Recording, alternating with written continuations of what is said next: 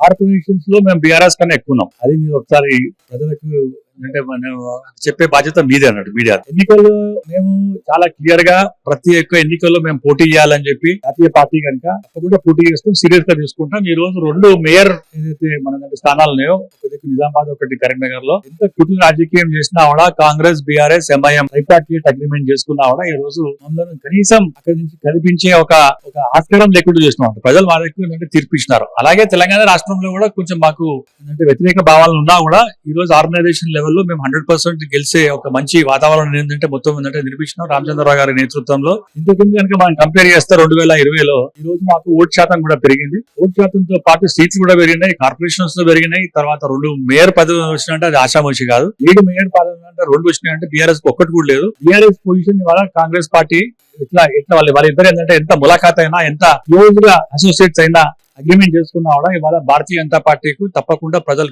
పట్టం కట్టే ఒక ప్రక్రియను నిన్నటి నుంచి మొదలైంది.